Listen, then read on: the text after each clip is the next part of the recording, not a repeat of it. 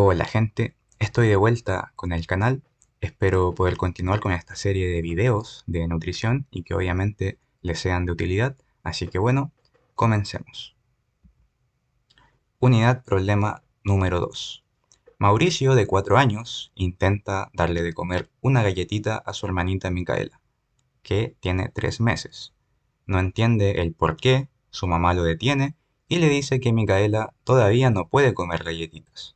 En esta unidad principalmente tenemos tres objetivos: conocer la estructura y funcionamiento del sistema digestivo en el ser humano, comprendiendo sus particularidades durante la niñez; reflexionar sobre la compleja dimensión simbólica y social de la alimentación; y comprender las estructuras y procesos involucrados en la deglución. Esta unidad la podemos dividir en dos hemisferios. Por una parte, tenemos toda la connotación cultural y simbólica de la alimentación y su importancia en la sociedad y la trascendencia más allá del mero hecho de nutrirse.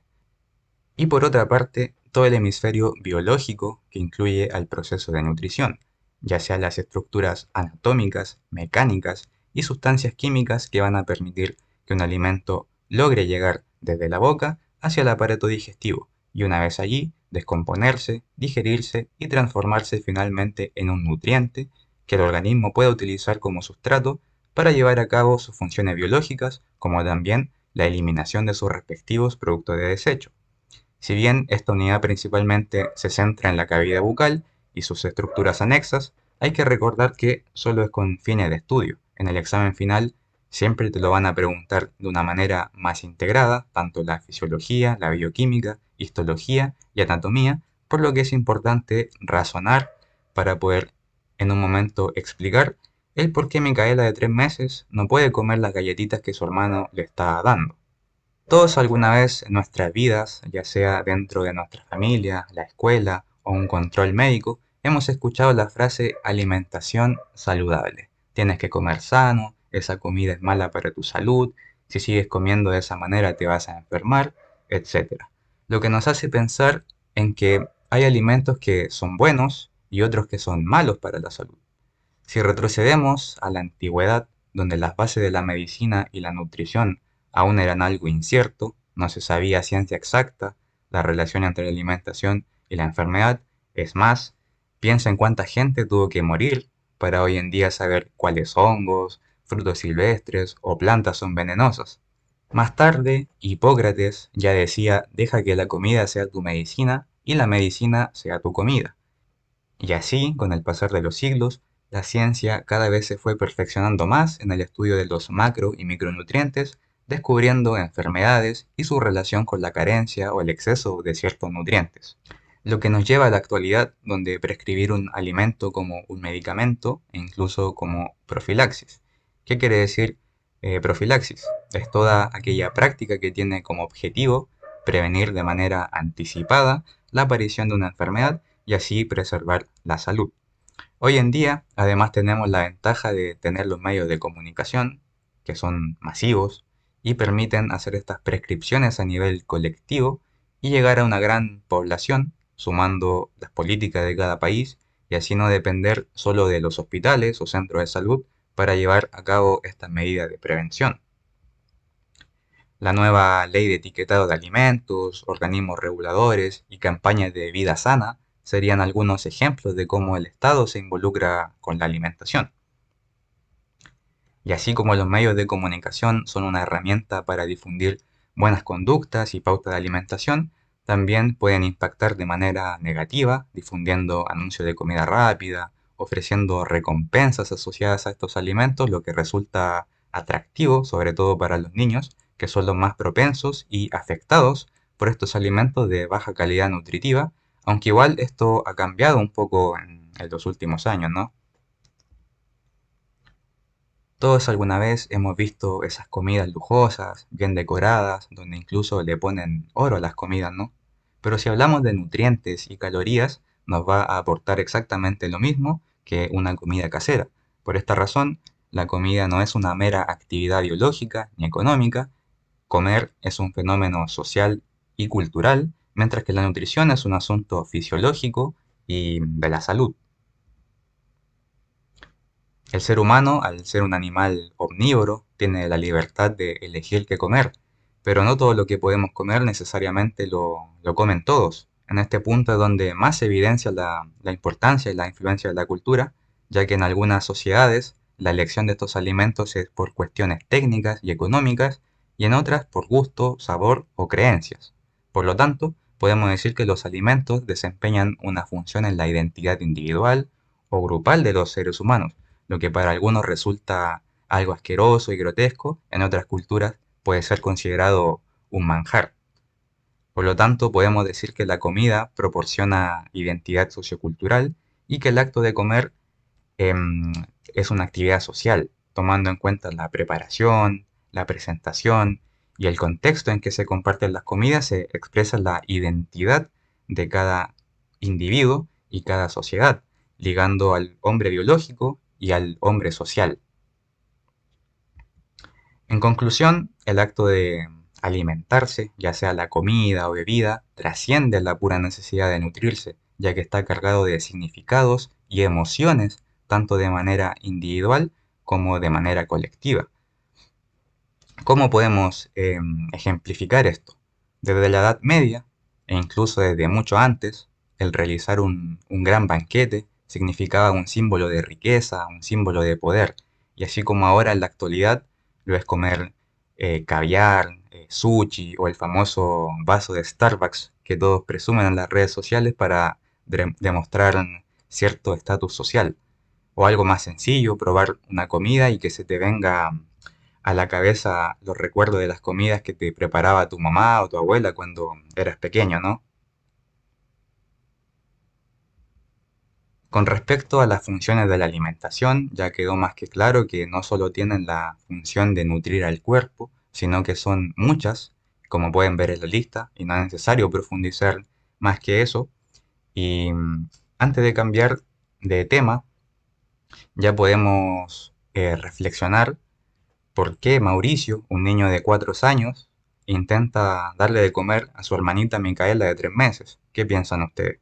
Porque ve a su mamá alimentándola e intenta imitar esa acción, puede ser, porque recuerda, en base a su experiencia vivida, esa sensación de bienestar, tranquilidad y placer de manera inconsciente que sentía él cuando su mamá lo alimentaba y por lo tanto replica ese comportamiento con su hermana, también puede ser, o simplemente para expresar amor y cariño para alguien que pertenece a su grupo, a su manada, por así decirlo, que en este caso sería su hermanita, también puede ser. Otro texto relacionado a medicina y sociedad que suelen preguntar en el examen final es La Madre Vaca. El texto de la Madre Vaca, en resumen, busca contrastar dos culturas diferentes, la cultura occidental, de la cual formamos parte, y la cultura hindú. Este contraste lo hace a partir de un elemento en común como lo es la vaca y su carne. Como todos sabemos, la India es un país con más de 1.000 millones de habitantes, muchos problemas relacionados a la pobreza, la malnutrición y una gran contaminación. Sabiendo esto, nos podemos preguntar y por qué simplemente no se comen esas vacas y así solucionan el problema, ¿no? Sería lo lógico. Obviamente que no, ya que estaríamos dejando de lado todos los aspectos socioculturales y simbólicos que hemos venido aprendiendo a analizar desde crecimiento y desarrollo. En el hinduismo la vaca simboliza todo lo que está vivo, es la madre de la vida, por lo tanto matar una vaca para un hindú es considerado un sacrilegio, una profanación, incluso peor que el homicidio. Además de utilizar la leche de esta vaca para la producción de mantequilla, yogur, se utiliza la caca, el estiércol de la vaca como fertilizante y también como combustible. Imaginen todo lo que ahorra un país de 1.000 millones de habitantes en combustible al usar algo tan básico como la caca de la vaca. También se utiliza al macho como herramienta de trabajo para la agricultura, ya que no pueden comprar los tractores y maquinarias pesadas que usan en Estados Unidos, por ejemplo. Como pueden ver, en la India la vaca tiene una connotación más religiosa, que trasciende a la cultura de todo un país y que termina impactando en las prácticas cotidianas de toda la población. En cambio, en Occidente, la vaca y su carne es vista como un alimento, una mercancía, algo que se puede intercambiar, ya que puede variar según la economía y que no todos tienen acceso, así como también forma parte en ciertas tradiciones como una cena familiar o el asado a fin de semana con los amigos y que tiene su manera y su modo de preparación específica. En conclusión, como futuros médicos, ¿qué se pueden llevar de utilidad de este texto? Y quizás los pueden preguntar en el examen. Principalmente que no debemos juzgar otras culturas u otras religiones, sobre todo cuando algunas de sus prácticas interfieren en algunos procedimientos médicos, como por ejemplo los testigos de Jehová que no aceptan transfusiones de sangre, ya que no sabemos el significado y la simbología que puede haber detrás de eso y el daño que podemos llegar a causar en su esfera psicológica al no respetar su decisión y peor aún, los problemas legales que conlleva eso. En fin, ahora pasemos a lo biológico, que sé que es lo que más les interesa a todos ustedes. De manera general, el aparato digestivo está compuesto por una cavidad bucal, donde vamos a encontrar estructuras como la lengua, los dientes, glándulas salivales, amígdalas, la faringe, y luego vamos a continuar con el esófago, el estómago, intestino delgado, grueso, y sus glándulas anexas, es decir, el hígado, la vesícula biliar y el páncreas. Antes de pasar a lo más grosso, es importante conocer o al menos tener una idea de cómo se origina este aparato desde el punto de vista de la embriología, porque es algo que se los pueden llegar a preguntar. Recordemos que a los 14 días de gestación, el embrión tiene forma de un disco embrionario, que está formado por la cavidad amniótica, el amnios, el saco vitelino, la alantoides y la placa neural. A partir de la tercera semana, es decir, al comienzo del día 15, comienza a haber un plegamiento cefalocaudal y lateral del embrión, y como consecuencia de ese plegamiento, la cavidad revestida por endodermo, representado por el color amarillo, se incorpora parcialmente al embrión para formar el intestino primitivo. Al finalizar esa tercera semana y empezando la cuarta semana, como consecuencia de ese plegamiento del endodermo, termina por cerrarse, quedando rodeado por mesodermo y formando un saco ciego, es decir, que no se comunica con el exterior, que sería el intestino primitivo, como dijimos. Y a partir de aquí queda conformado un intestino faríngeo, anterior, posterior y uno medio. ¿Y qué es lo importante de esto? Que a partir de ese intestino primitivo y sus diferentes porciones se va a dar origen a los diferentes órganos y estructuras que componen al aparato digestivo. Así que como mínimo sepan esto para presentarse a rendir. Para llevar a cabo el proceso de nutrición se necesita una serie de pasos, los cuales son la ingestión, la masticación, la secreción, luego el mezclado y propulsión, la digestión, absorción y finalmente la defecación. Esta unidad se centra principalmente en los tres primeros pasos, dando mayor jerarquía a las secreciones liberadas en la cavidad bucal. Con respecto a cavidad bucal y contenido de esta unidad, vamos a hacer un repaso por las estructuras más importantes y tratar de integrar los contenidos. Pero sepan que si quieren profundizar bien en los temas, están las clases que da la facultad, que son buenísimas y muy completas. Pero aquí les voy a mencionar lo que tienen que saber mínimamente. Repito, mínimamente para presentarse a rendir, ¿ok? En primer lugar, saber bien las relaciones anatómicas de la cavidad bucal frente a otras estructuras, algunas generalidades sobre lengua, dientes, nada muy específico. Los músculos de la masticación y articulación temporomandibular, esto sí que les encanta preguntar a los anatomistas, así que sépanlo. También las glándulas salivales, amígdalas y finalmente la faringe. En su cara externa vamos a encontrar los labios, uno superior e inferior, los cuales están separados mediante la hendidura bucal. Esta hendidura bucal termina a ambos extremos en lo que se conoce como comisura labial. A su vez, En la cara externa vamos a encontrar tres regiones. Una superficie externa, que es la que está dada por la línea en puntos y presenta tres surcos. Un surco nasogeniano o nasolabial, que vemos en la segunda imagen de abajo. Un surco mentolabial, que separa al labio del mentón. Y un surco subnasal o filtrum. Luego vamos a encontrar la zona del bermellón, que sería lo que está coloreado en rojo en los labios, y una superficie interna donde vamos a encontrar el frenillo del labio superior y el frenillo del labio inferior en la tercera imagen. La cavidad bucal, propiamente tal, tiene forma de un prisma cuadrangular, por lo que se describen 6 paredes, y esto es lo que les pueden preguntar en un final.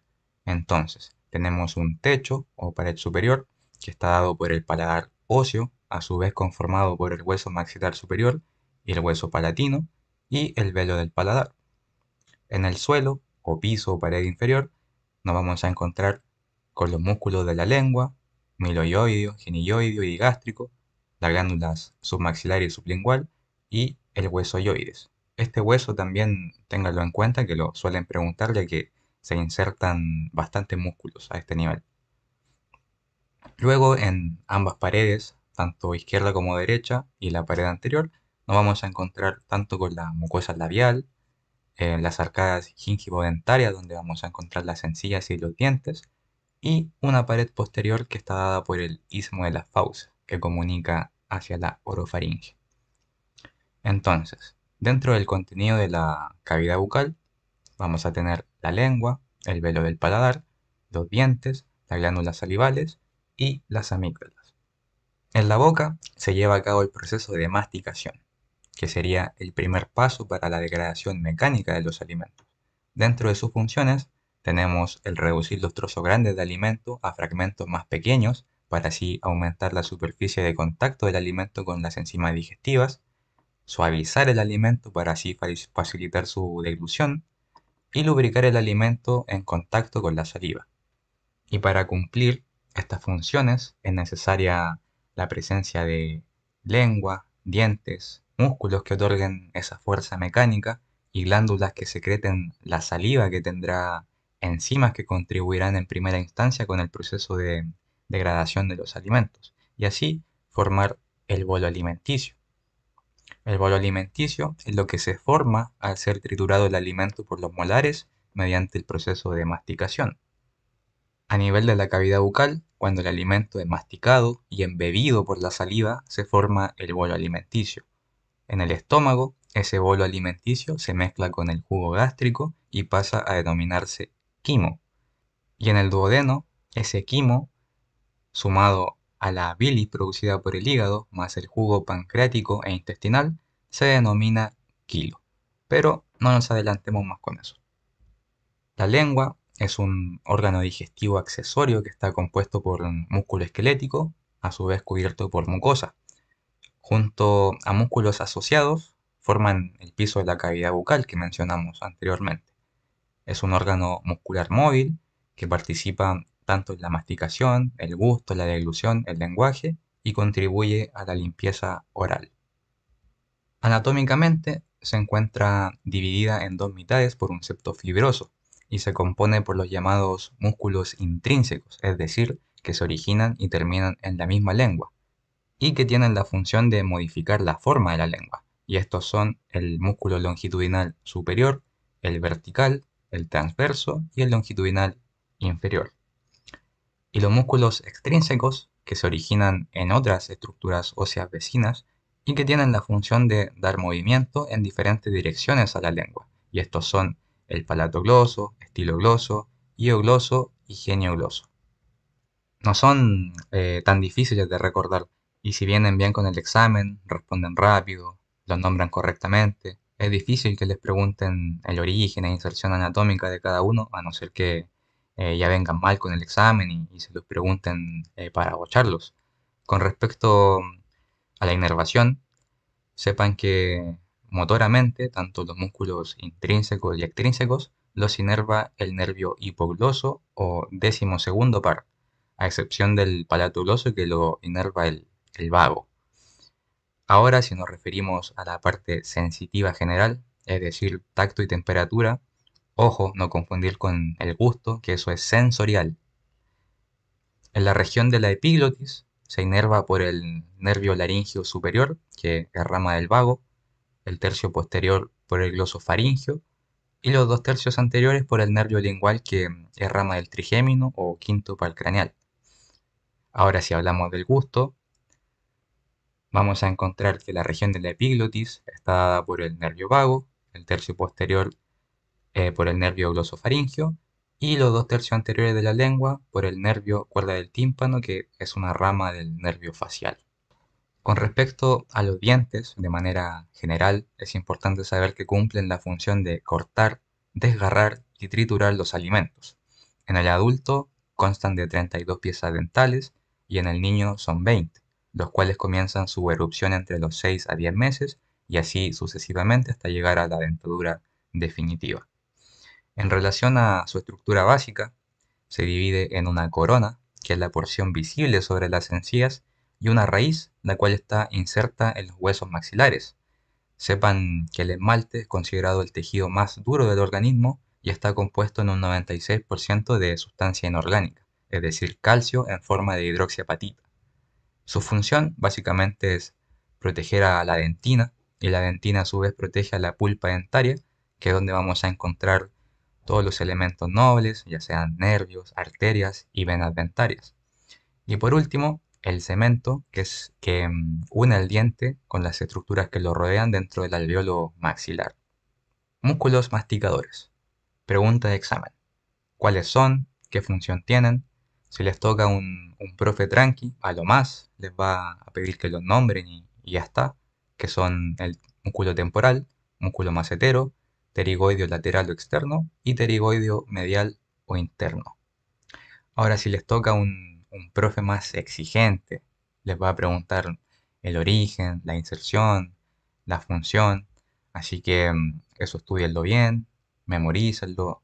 Y bueno, se los dejo aquí en la presentación para que luego lo vean con más calma, lo anoten y vayan comparando con el Atlas. Ah, me olvidé mencionar que también algunos autores consideran al músculo bucinador como parte de los músculos masticadores, pero sería más accesorio porque, bueno, permite funciones como soplar, apretar la comida que está acumulada en las mejillas contra los dientes y así poder masticarlos, pero los principales son los que nombré más arriba. Otro tema muy tomado de anatomía es la articulación temporomandibular. Así que si les preguntan qué es la ATM, ustedes tienen que responder que es la articulación de tipo sinovial, diartrósica, móvil, de género bicondilia, que existe entre el hueso temporal y la mandíbula. Esta articulación permite movimiento de descenso, elevación, protrusión, retrusión y lateralidad de la mandíbula, y a su vez también permite hablar, masticar y bostezar. Sepan también las superficies articulares. Por parte del hueso temporal vamos a encontrar la fosa mandibular o cavidad glenoidea y el tubérculo articular o cóndilo, que a su vez se articulan con el cóndilo mandibular, que a su vez también incluye el disco articular o menisco. Y que obviamente al ser una articulación de tipo sinovial vamos a encontrar una cápsula y medios de unión, que son los ligamentos tanto intrínsecos como extrínsecos. Bien, ahora que vimos los elementos necesarios para la masticación, es decir, la lengua, dientes, músculos y articulaciones para este proceso, nos quedaría algo muy importante y necesario para continuar este proceso y formar el bolo alimenticio, que es la saliva. ¿Qué les pueden preguntar sobre la saliva? Obviamente, quién la produce, que son las glándulas salivales, quién regula esa secreción, que es el parasimpático y el simpático, y cuánta cantidad se produce de saliva en un día también puede ser una pregunta, que sería entre 800 y 1500 mililitros. Y también sus características químicas. Tiene un pH entre 6 y 7, está compuesta por agua, bicarbonato, iones, moco y lo más importante, las enzimas. ¿Y cuáles son esas? principalmente la amilasa y lipasa, que van a ser las responsables de digerir los hidratos de carbono y lípidos en primera instancia y así contribuir a la formación del bolo alimenticio. También contribuye al sistema inmune al contener lisocimas, que son agentes antimicrobianos, entre otras funciones. Entonces dijimos que la saliva era secretada por las glándulas salivales, las cuales son las glándulas mayores que incluyen a la parótida, sublingual, submaxilar, y las glándulas menores que son aquellas que están ubicadas por debajo de la mucosa oral y son las labiales, bucales, molares, palatinas y linguales. Para el examen final, ¿cuál es lo más probable que les pregunten? De las glándulas. Obviamente la parótida es la más grande y además de saber su ubicación, con sus relaciones, sus características, em, los conductos y dónde desembocan, una pregunta de examen que sí o sí se las van a preguntar y que tienen que saber responder es ¿qué estructuras atraviesan a la glándula parótida? Y son la arteria carótida externa, la vena yugular externa, el nervio facial y ganglios linfáticos. Repito, esto sí o sí tienen que saberlo porque lo repreguntan, denle prioridad a la parótida, pero también tienen que estudiar las otras glándulas, obviamente. Pero si les van a preguntar una, es la parótida. Otro tema muy preguntado son las amígdalas.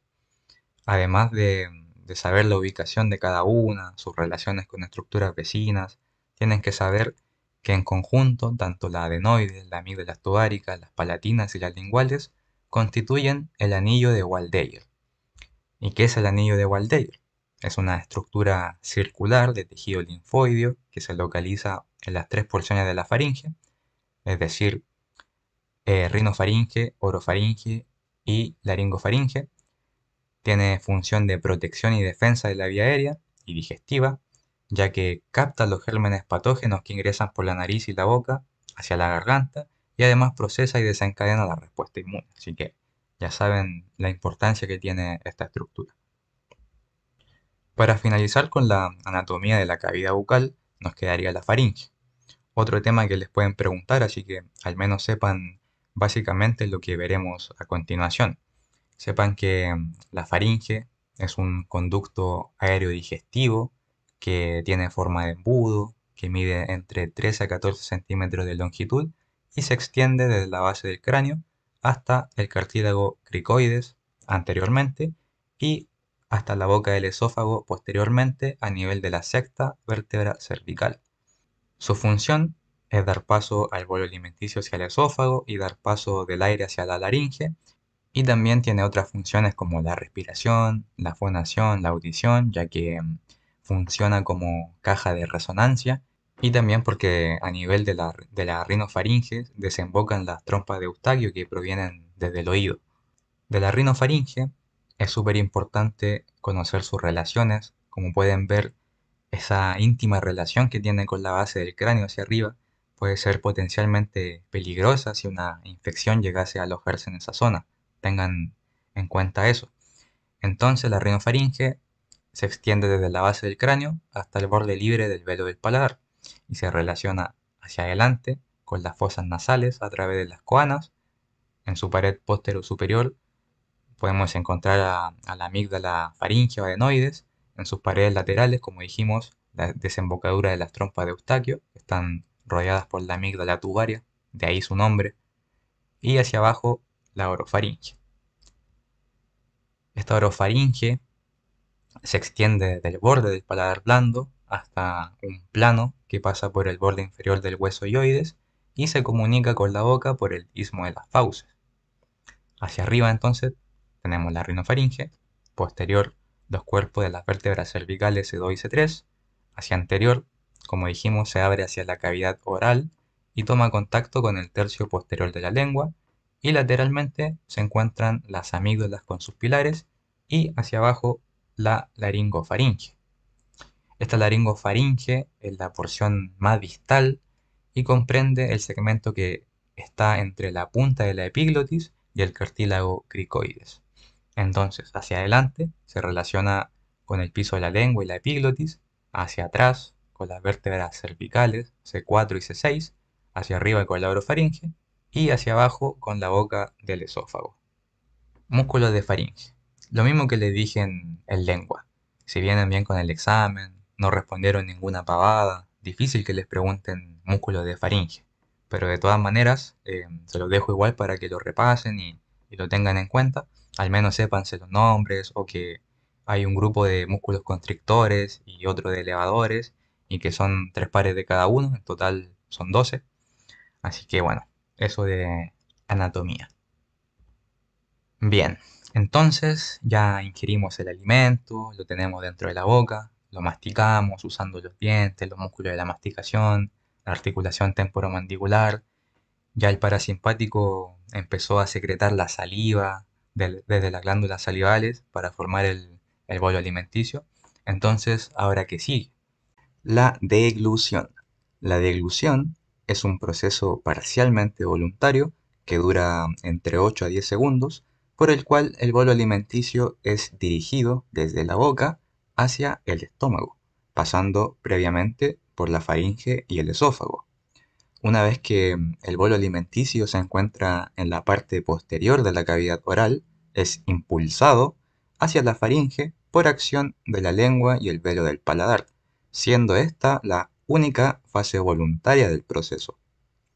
A este nivel de la faringe, el bolo alimenticio pasa de manera involuntaria hacia el esófago, impulsado por contracciones peristálticas y, como pueden ver en las imágenes, tanto el velo del paladar y la epiglotis se cierran para así evitar la broncoaspiración. Una vez que el bolo alimenticio ya pasó hacia el esófago, tanto la epiglotis como el velo del paladar vuelven a su estado inicial o de reposo. Entonces, podemos decir que la deglución es la función motora más elaborada del ser humano, ya que requiere de una coordinación secuencial tanto de activaciones y de inhibiciones de nada menos que 25 pares de músculos, que incluyen a los músculos de la boca, la faringe, la laringe y el esófago.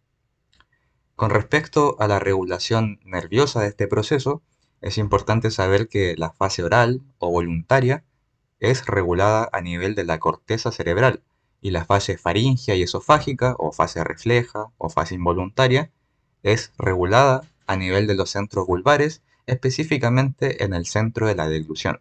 Y como pueden ver, participan varios de los pares craneales, el quinto, séptimo, noveno, décimo y 12º par craneal. Volviendo al tema de enzimas, les dejo este cuadro que está bueno. Ya vimos que el proceso de digestión comienza en el mismo momento que los alimentos ingresan a la boca y son envueltos por la saliva, y que a medida que ese bolo alimenticio vaya descendiendo por el aparato digestivo y mezclándose con las otras enzimas aquí expuestas, esos nutrientes, sustratos, ya sean hidratos de carbono, proteínas o lípidos, van a comenzar a degradarse en productos mucho más simples, más pequeños y más fáciles de absorber por la mucosa intestinal. Así que bueno, a medida que vayamos viendo las unidades siguientes, vamos a profundizar más en esos detalles y en esas enzimas. Para terminar, otro tema importante y que es uno de los ejes principales de la unidad es saber en qué se diferencia el aparato digestivo de un adulto con el de un niño. Como ya vieron en crecimiento y desarrollo, el recién nacido sano ya puede alimentarse de su madre a través de la lactancia. Tiene los reflejos de succión y las condiciones anátomo-funcionales necesarias para consumir esa leche materna. Pero ¿por qué un recién nacido no se puede comer un pedazo de asado, una cochiña, por ejemplo? Primero, porque el recién nacido tiene el reflejo de la extrusión, que consiste en que si se intenta introducir un alimento en la boca, el bebé lo va a expulsar con la lengua hacia afuera, y este comienza a desaparecer recién a partir de los 5 meses.